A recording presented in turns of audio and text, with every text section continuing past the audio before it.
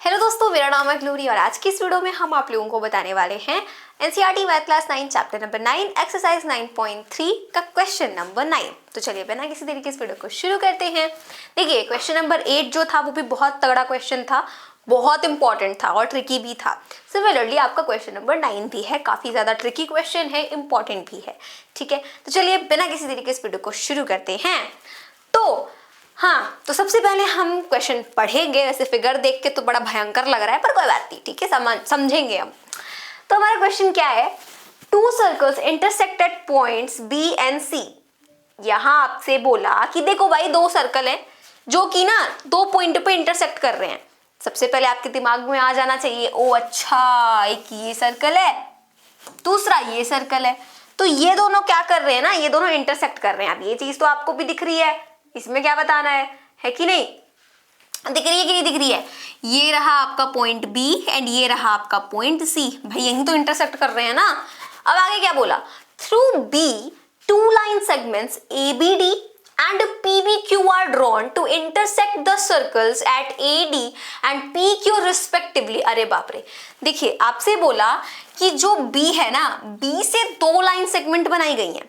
एक आपकी ABD, हाँ ये रही, एक है आपकी ABD और दूसरी है आपकी PBQ। PBQ कहाँ है, अच्छा ये है PBQ। Intersect the circle eight AD intersect the circle eight AD। हाँ जी, ये रहा आपका AD, यहाँ पे इंटरसेक्ट हो रहा है, मतलब कि जो ABD लाइन है वो A और D पे इंटरसेक्ट कर रही है सर्कल को, और जो PBQ लाइन है वो P और Q पे इंटरसेक्ट कर रही है सर्कल को। हाँ जी, बहुत बढ़िया, समझ गए। Prove that angle ACB is equals to QCD।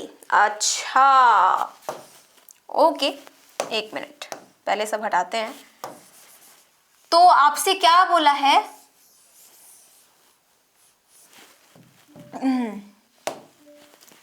ये रहा Q।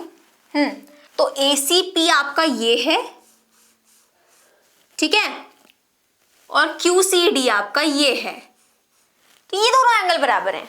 ये चीज प्रूव करती है। कैसे होगी? सबसे पहले तो आपके दिमाग में क्या आना चाहिए, आपके दिमाग में आना चाहिए ट्रायंगल। भाई ट्रायंगल से प्रूव कर दें क्या? तो देखिए अगर आप ये वाला एंगल देखें तो ये कौन से ट्रायंगल में आ रहा है, ये आ रहा है इस ट्रायंगल में, दिस, और ये वाला एंगल देखेंगे तो वो आ रहा है इस ट्रायंगल में, लाइक दिस। नहीं बात बन रही है यार, कुछ नहीं पता है हमें पता है कि angles in the same segment क्या होते हैं, हमेशा बराबर होते हैं। Angles in the same segment हमेशा बराबर होते हैं। तो अगर आप देखेंगे तो ये जो आपका एंगल है ना, कौन सा एंगल ABP, यानी कि ये वाला एंगल, और साथ ही में आपका कौन सा एंगल है, आपका एंगल है ACP। तो ये जो आर्क है ना आपकी AP जो आर्क है उसी से आपका ये वाला एंगल बना हुआ है, ध्यान से अगर आप देखेंगे, और इसी AP आर्क से आपका ये वाला एंगल भी बना हुआ है। समझ में आया? तो दोनों क्या होंगे, बराबर होंगे। और हम क्या लिख सकते हैं, रीजन, बहुत ही तगड़ा रीजन दे सकते हैं कि भाई angles in the same segment हमेशा बराबर होते हैं। तो सबसे पहले हम क्या करेंगे, सबसे पहले तो हम इन दोनों को बराबर दिखाएंगे। इन दोनों को बराबर दिखाने का क्या फायदा होगा जी, देखो अगर आप ये वाला एंगल बराबर बता देते हैं तो ये वाला एंगल और ये वाला एंगल बराबर हो जाएगा, साफ साफ दिख रहा है भाई इंटरसेक्ट कर रही हैं, तो वर्टिकली ऑपोजिट एंगल से आपका ये वाला एंगल हो जाएगा, बराबर हो जाएगा। अब मैं क्या कर सकती हूं, अगर सिमिलरली आप इस वाले सर्कल में देखें, ये वाले सर्कल में देखें, तो वही सेम चीज, क्या सेम चीज, वही सेम चीज कि ये जो आर्क है ना आपकी DQ से ही ये वाला एंगल बन रहा है, DQ से ही ये वाला एंगल बन रहा है।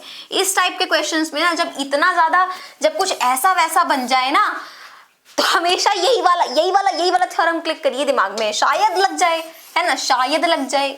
ठीक है, तो यहाँ पे आपको क्या दिखेगा, यहाँ पे आपको दिखेगा कि ये वाली जो आर्क है, अरे बाप रे, यहाँ पे आपको दिखेगा कि ये जो आर्क है ना उसी से ये वाला एंगल भी बना हुआ है और उसी से ये वाला एंगल भी बना हुआ है। तो मैं क्या कर सकती हूँ, इक्वल दिखा सकती हूँ।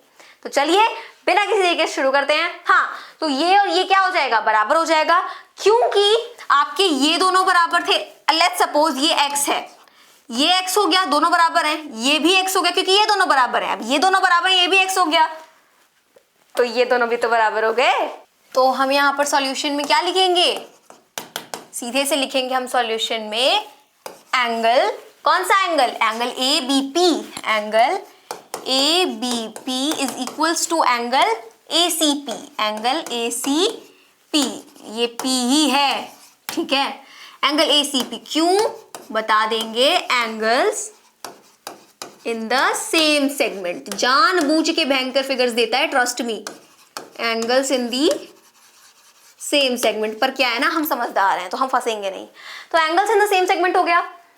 अब ये दोनों बराबर, ये दोनों बराबर, तो हम लिखेंगे angle A B P is equals to कौन सा एंगल है, D B Q, angle D B Q, क्यों, क्योंकि वर्टिकली ऑपोजिट एंगल्स हैं यार, तो वर्टिकली ऑपोजिट एंगल्स हो गया, सिंपल सा रीजन है।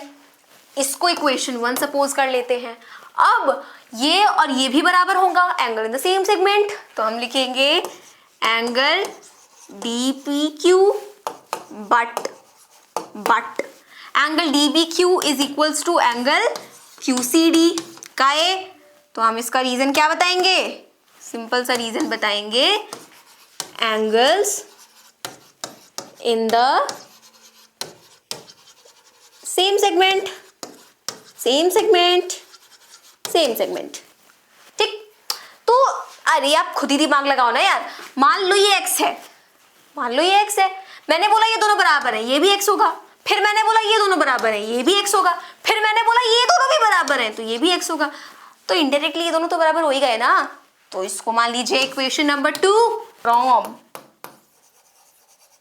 इक्वेशन, इसको ना एक मिनट रुको, इसको ना 3 मानिए एंड इसको 2 मानिए, तो क्या हो जाएगा, फ्रॉम इक्वेशन 1 एंड 2, क्योंकि ए बी पी इसके भी बराबर है, ए बी पी इसके भी बराबर है, तो फ्रॉम इक्वेशन 1 एंड 2 पहले मैं आराम से यहाँ पे क्या लिख दूंगी कि एंगल ए सी पी जो है ना एंगल डी बी क्यू के बराबर है, ठीक, क्योंकि ए बी पी इसके भी बराबर, ए बी पी इसके भी बराबर, तो ये दोनों भी बराबर, सिंपल, ठीक। तो मैंने क्या बोला कि जो ACP है, अब यार लिखने को तो हम डायरेक्ट भी लिख सकते थे, लेकिन एक प्रोसीजर होता है, एक तरीका होता है, तो हम क्या लिखेंगे, ACP is equals to what, angle QBD, sorry DBQ, हाँ एक ही बात है, ये चीज हो गई। अब हम यहाँ पर क्या लिखेंगे, अब हम लिखेंगे कि देखो भाई DBQ जो है ना इसके भी बराबर, DBQ जो है इसके भी बराबर, तो ये दोनों भी बराबर, सिंपल। तो इसको क्या करते हैं, इसको इक्वेशन नंबर 4 सपोज कर लेते हैं, एंड देन हम यहाँ पे आराम से लिख देंगे कि from equation 3 and 4 angle ABP is equals to angle QCD, ठीक है, हम यहाँ पर लिख देंगे हेंस प्रूव्ड, कुछ नहीं था, हलवा क्वेश्चन था इसमें, क्या ही था इसमें, बस देख भैंग कर रहा था, तो जो हमें प्रूव करना था वो तो हमने कर दिया कि ACP और QCD क्या है, बराबर है, ठीक है। तो मिलते हैं अपनी अगली वीडियो में, तब तक के लिए मेरे सभी दोस्तों को मेरी तरफ से जय हिंद, जय भारत।